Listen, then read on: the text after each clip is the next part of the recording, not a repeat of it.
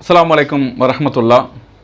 இன்றைக்கு சமூக ஊடகங்கள் என்பது மக்களுக்கு மத்தியில் அதிகப்படியாக ஒரு செய்தியை கொண்டு போய் சேர்ப்பதற்கு மிக முக்கியமாக பயன்படக்கூடிய ஒரு சாதனமாக இருக்கிறது.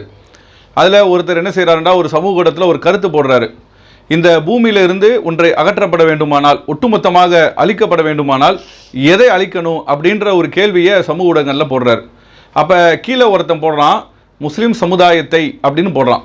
அதாவது இந்த பூமியிலேருந்து ஒட்டுமொத்தமாக இந்த முஸ்லீம் சமுதாயம் அழிக்கப்பட வேண்டும்னு போடுறான். சரி, அது ஏதோ ஒரு மத வெறி பிடிச்ச நாய் ஒருத்தன் போட்டிருக்கிறான் என்று நாம் இதை கடந்து போகலாமான்னு கேட்டால், அது போட்டவன் யாருன்னு கேட்டால், கர்நாடக மாநிலம் உடுப்பி பகுதியை சார்ந்த கீர்த்தன் உபாத்யா என்ற ஒரு மருத்துவர் தான் இந்த கருத்தை போட்டிருக்கிறார்.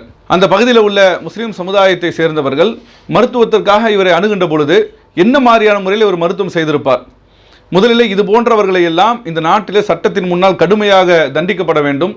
இவரெல்லாம் மருத்துவம் செய்வதற்கு தகுதியற்றவர் என்று இவருடைய கல்வி சான்றிதழ் பறிக்கப்பட்டு இவர் நீக்கப்பட வேண்டும்.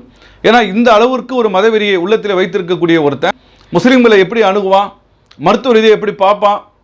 இந்த அளவிற்கு மோசமாக இந்த மத்தியில் ஆளக்கூடிய ஆட்சி இந்த மதவெறியை மட்டுமே, மத மோதலை உண்டாக்கி மட்டுமே அரசியல் செய்து கொண்டிருக்கக்கூடிய விளைவு இன்றைக்கு இந்த அளவிற்கு மருத்துவத்துறை சார்ந்த எல்லா சமூக மக்களுக்கும் உயிர் காக்கக்கூடிய ஒரு உன்னதமான ஒரு சேவையாக இருக்கக்கூடிய மருத்துவத்துறையில் கூட இவ்வளவு கேவலமான சிந்தனை உள்ளவர்கள் இருக்கிறார்கள் என்பதெல்லாம் இன்றைக்கு பட்டவர்த்தனமாக இன்றைக்கு தெரிகிறது. இதுபோன்று இன்னும் எத்துணை கருப்பாடுகள் இந்த மருத்துவத்துறையில் இருக்கு என்பது நமக்கு தெரியல.